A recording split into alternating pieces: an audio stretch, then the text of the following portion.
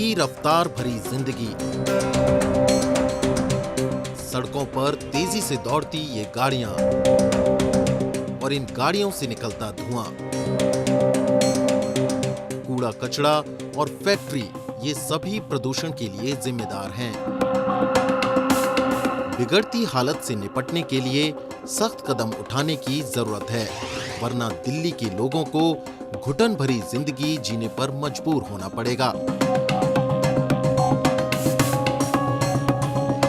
इस मुद्दे पर पर्यावरण मंत्री गोपाल राय का कहना है कि दिल्ली के प्रदूषण में दिल्ली का हिस्सा सिर्फ 30 से 32% ही है। दिल्ली में जो प्रदूषण है उसका करीब 70% दिल्ली के आसपास से पैदा होता है। इसे काबू करने के लिए जॉइंट एफर्ट की जरूरत है। सभी सरकारों को मिलकर इस पे काम करना पड़ेगा और तभी लोगों की जिंदगी को बचाया जा सकता है। इसीलिए हमारा मिशन यही है कि हम दिल्ली में पहले काम करें और कर रहे हैं और फिर सबके साथ मिल करके इस पर आगे बढ़ें। हालांकि दिल्ली के प्रदूषण को कम करने के लिए सरकार ने कुछ बड़े कदम उठाए हैं। अब इलेक्ट्रिक वाहनों को प्रमोट किया जा रहा है। दिल्ली के अंदर पोल्यूशन को कम करने वाले जितने हथियार हैं, जितने उपाय हैं, उनको किया जाए।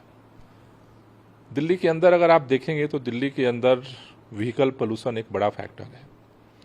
दिल्ली में पहले ही सीएनजी पर पब्लिक ट्रांसपोर्ट चल रहा था।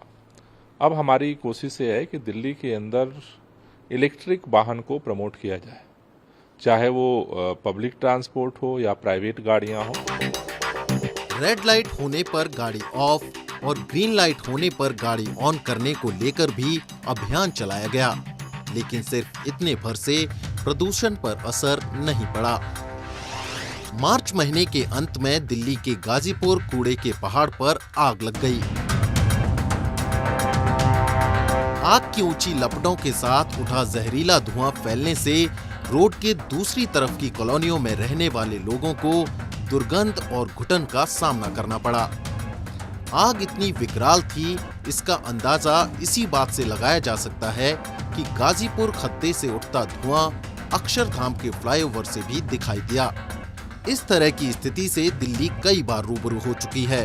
इससे निपटने के लिए सरकार को सख्त कदम उठाने की आवश्यकता है, क्योंकि अगर इसका निपटारा नहीं किया गया तो आने वाले समय में प्रदूषण की भयावह स्थिति से गुजरना पड़ सकता है। यह एक राजनीतिक मुद्दा नहीं है, बल्कि इससे सूझबूझ से निपटने की आवश्यकता है।